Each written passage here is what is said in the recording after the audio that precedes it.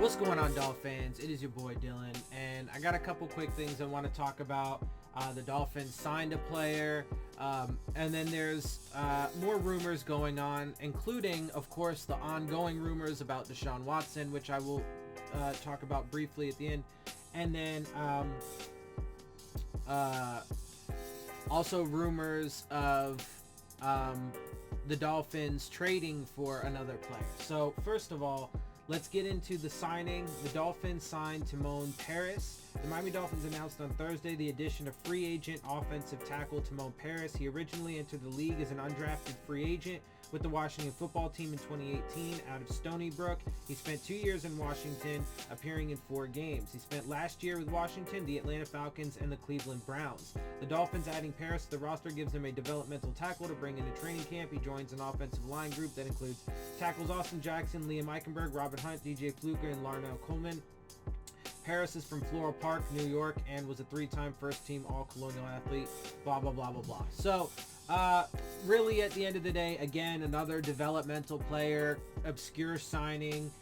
There's a likelihood he, won't even make the roster, maybe practice squad, whatever. But, it just falls into line with the Dolphins and this regime love to take other teams, castaways, projects, rehabilitation cases, etc., etc., etc. And look, the reality of the matter is that they have overwhelmingly not panned out to this point.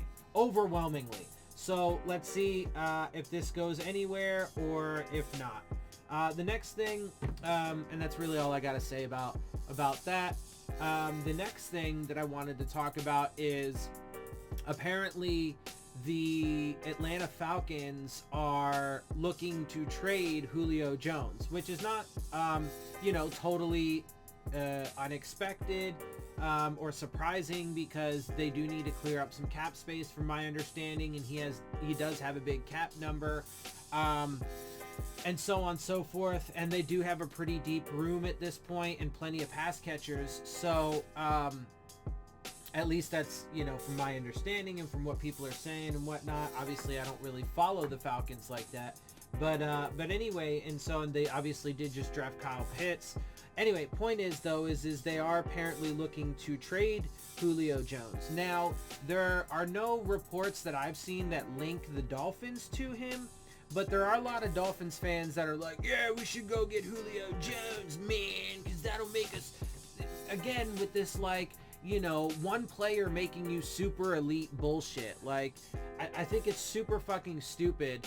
And I'm never going to agree with it. I'm never going to agree with it. I don't care who the player is. I don't care what the position is. I'm never going to agree with, man, because, and I'll be honest with you, I've been there and I've done that, right? Back when they were getting ready to get Ndamukong Suh, that was me. I was that guy at that time, and I was like, man, if we can just get Ndamukong Suh, our defense is going to change, and we're gonna everything's gonna start flying. We're gonna start shutting down offenses, and then blah blah blah blah blah blah blah.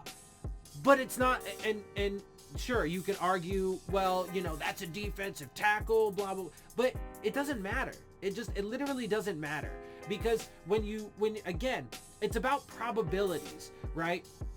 And the probability, and the same principle applies to why I would never take a quarterback in rounds 1 or 2, but take one every year and 3 or later, depending on how badly I actually need one, right? And so, it's about probabilities, right? So it's how many times, right? If you take the list of how many times that a team chased one star player thinking that star player was going to fundamentally change everything about their team and make them a contender, whether it's, a Jadeveon Clowney at defensive end, right? Or, Aaron Rodgers or Deshaun Watson or, a wide receiver like Julio Jones. How many fucking times, and the Dolphins have done this plenty of times too, how many times do they do that and it fails? All the time, right?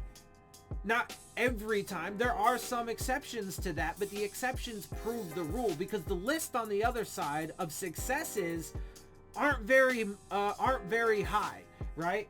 I mean, you could say, oh, Tom Brady, right, going to the Bucks, but the Bucks did have some pieces already in place, and then they also brought in some other pieces along with that to build a team around Tom Brady, and it wasn't just him. Excuse me. And then, of course, they did have Tom Brady, so that obviously helps the situation and makes your chances substantially higher when you have those players. But it's not all about the player, right? Tom Brady still has to fucking throw to receivers, and they still have to catch it. He still needs running backs in the running game. He still needs an offensive line to protect him, right? So the list of times that teams have chased a single player thinking that player is going to transform their offense, their defense, or their entire team, whatever, it almost always fails, right? And so that's why I said the same thing about first round quarterbacks. The vast majority of them are either complete busts and like wash out of the league or whatever, like, you know, something along those lines, or, you know, they become average and then don't live up to their fucking, or, you know, just decent backups, or, you know, jump around a bunch of teams or whatever, and then don't live up to their first round potential. That list is super long. The list of, you know, franchise quarterbacks that had long, amazing careers from being taken in round one is really short. But the funny thing about that is the list of quarterbacks taken in rounds 3 or later is probably roughly the same length as that list for successes in the later rounds, right? Tom Brady being fucking one of them, the GOAT being one of the prime examples, but Russell Wilson, Dak Prescott, I've named several, there are plenty of them, right? So the list, and it's certainly a lot close, those two lists, the success lists, so the success of first round quarterbacks versus the success list of later round quarterbacks is probably close to the same size. But they're both significantly smaller than the list of first round washouts or busts, right? So it's about probabilities.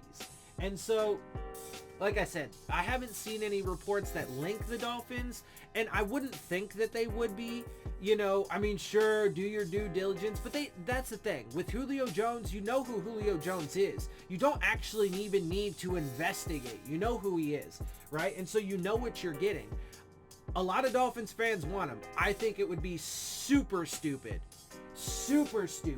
because you have a super deep wide receiver room, and there's no point to it whatsoever. And in fact, it would end up then kicking out a younger, cheaper,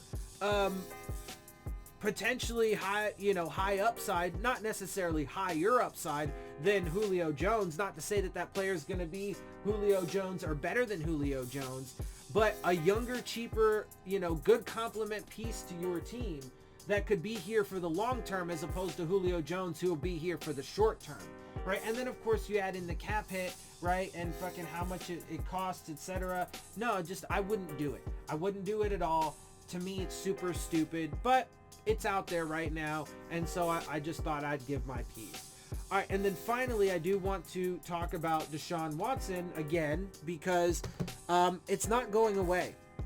And look, the fact of the matter is that it's not gonna go away until Deshaun Watson either ends up on the Dolphins or ends up on another team. Because here are the facts. Okay? Excuse me. Deshaun Watson is not going to play for the Houston Texans. Again, it's not going to happen no matter what, okay? One, because maybe he could go to jail. I doubt that actually at this point. I don't think that's going to happen. But if that happened, then he wouldn't play for anybody. What's likely to happen, and part of the developing news, and as I've been telling you guys, because this is the way the world works, what the overwhelming news right now on the situation is that there's likely to be settlements, okay? And if that ends up being the case, Deshaun Watson could still end up having some penalties from the league. But having said that, the league doesn't want to keep one of their star players out for long. So if the civil and criminal suits or whatever get settled and that shit goes away, they're not going to suspend Deshaun Watson for too long. They'll give him maybe like 4 games or whatever. Or maybe they'll even say 8 games, he'll appeal it, and it'll go down to 4, right? So my point here is that, as I've been telling you, the likelihood is that this thing is going to end up getting settled, right? And I gave you, an unrelated example, but still in the same, it's an example that's relevant but not related, right? So I gave you the example of, there was a coach, and I need to look it up again because I keep forgetting what school it is. But there was some cool school where a team doctor, right?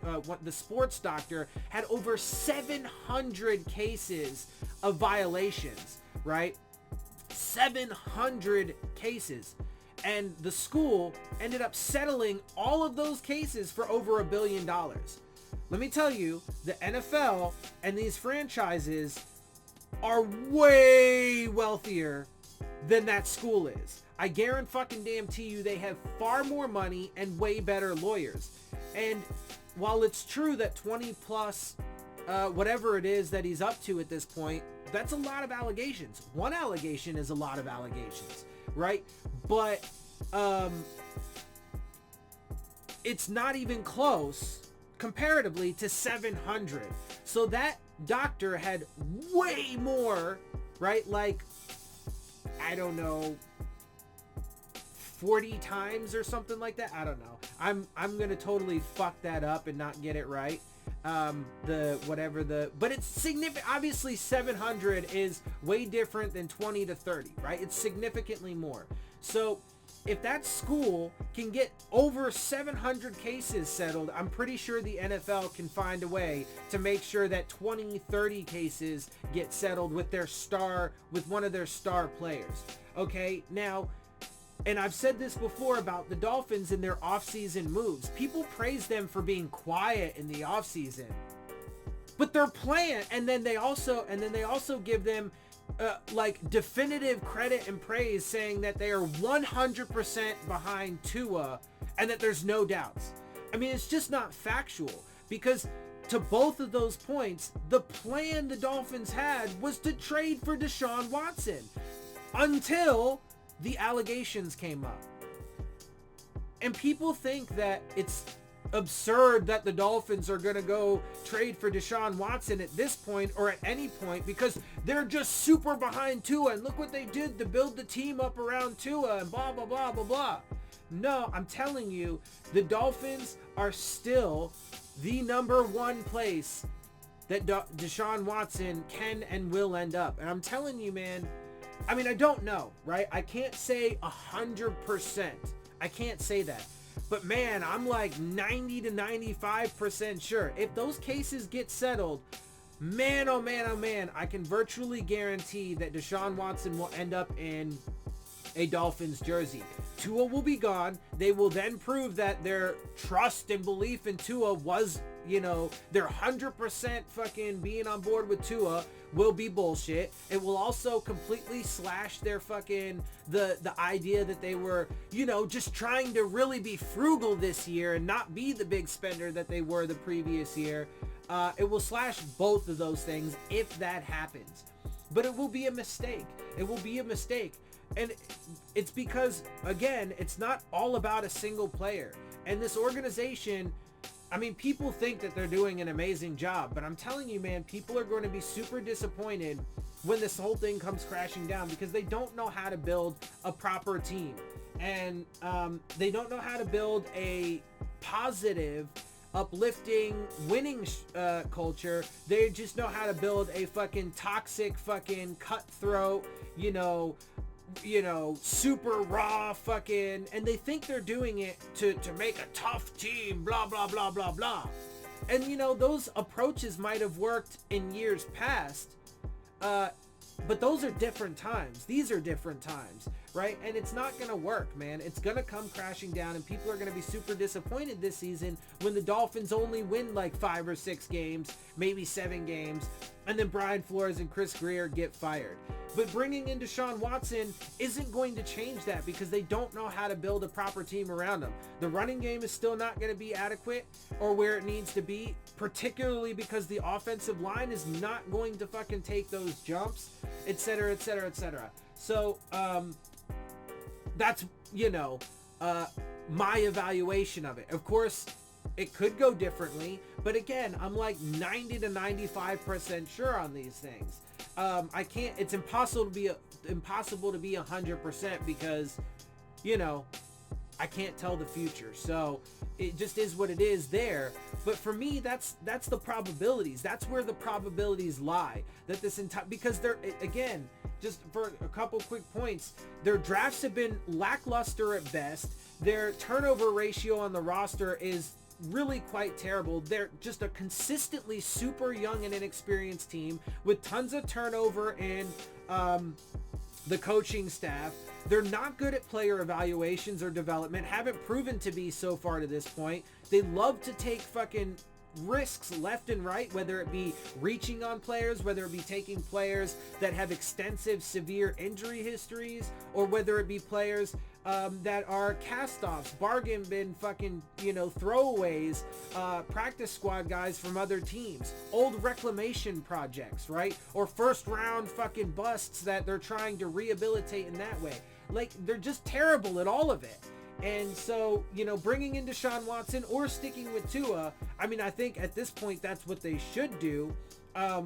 They should show, some consistency somewhere and not prove to be a liar time and time again by sticking with Tua, whatever. But, and I don't know. They're just, of course, everybody, disagrees with me and thinks that they're going to be Super Bowl contenders. So look, man, we're going to find out one way or the other. It's going to go one of really just a couple ways, right? It's either they're going to fucking be 10 plus win team, compete in the division and make it to the playoffs, and then everything's going to be all hunky-dory. And look, because people and people have said this, well, what if Tua does take that next step and the offensive line is great and studly and this defense is nasty and Jalen Phillips stays healthy and doesn't ever have an injury ever again and fucking rips off 10 plus sacks a season for like 10 years.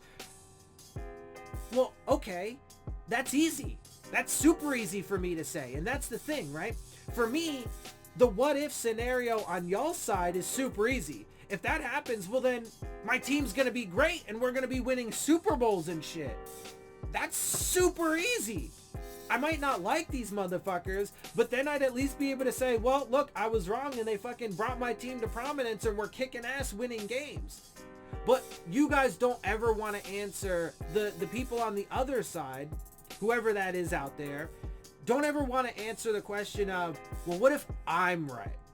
What if I'm right and the offensive line really isn't all that good and the players that they have on it are either busts or reaches, or, whatever, and blah, blah, blah, blah, blah. What if Tua doesn't take that next step? What if the defense takes a pretty significant step backwards? What if they weren't really a 10-win team last year? And what if they, drastically overachieved? What if all the things that I've been saying are correct? What if, right? It's easy for me because that's a win for me. It doesn't get any simpler than that. If I'm wrong, boy, oh boy, I'm going to be super happy to say I was wrong. And now my team's a fucking perennial playoff team, and we're challenging for AFC divisional championships, AFC championships, and the Super Bowl.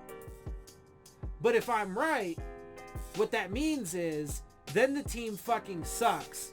The team did not make the extremely high fucking threshold that they've been set this year, the expectation that they've been set to win 10 plus games and make it to the playoffs, and they fell subpar of that to the point likely where I'm predicting 6 games, right, that they'll win. If they only win 6 games, I'm telling you, Brian Flores and Chris Greer will not be here any longer. I'm telling you this. Because again, and again, this is something that I am 99% sure on. I can't go the full 100 because you just never know, and I can't tell the future. But Stephen Ross is old as balls, okay? The dude is old as dirt. And since he's been here, he took a very rich winning history team and made them mediocre or worse, okay? So he hasn't had that big winner. He hasn't got to live the glory days of the Dolphins that he thought he was going to be able to live when he bought the team, okay? When he became the majority owner. The only thing he's done is drive this team into the ground, but he's not getting any younger, and he's only getting more desperate. That is literally why, because, okay, again, the Adam Gase years, that was the first time that Stephen Ross decided to go hands off. And I thought that, and I know for a fact that was the right decision, because he doesn't know how to make proper football decisions. He just doesn't. He has proven exceptionally inept at making football choices. Okay? Football operations choices. Okay? Whether it's, fucking,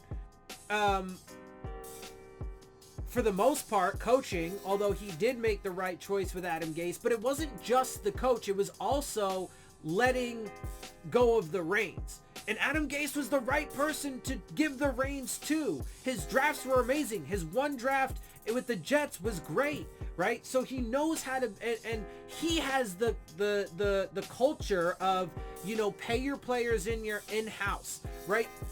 Be buddies with them, fucking, chop it up with them, fucking, talk shit with them on the field, and fucking, but when they perform for you, pay them in-house and build through the draft, not free agency, supplement, right? So he had the right philosophies. Where it went wrong is after his amazing rookie season as a head coach, right, there were some setbacks because of things that were not anywhere near under his control, but he was poised to have the team fucking blazing if he was given a fourth year and just one more fucking draft cycle, because his drafts were fucking great. He was building an amazing core to this team, dude, with Laramie Tunsil, Minka Fitzpatrick, Xavier Howard, Gesicki, Baker, Jakeem Grant, Devon Godshaw. I mean, do I have to go on? Right? And so give him another fucking draft, bro, with all of that base core built up. Not to mention he would have had, guys like Cam Wake and Ryan Tannehill and Danny Amendola and fucking, these veteran successful presences to be, leadership and to teach your young guys, etc., etc., etc., right? So he was building the fucking team. It was just because Stephen Ross didn't want to be hands off anymore, right?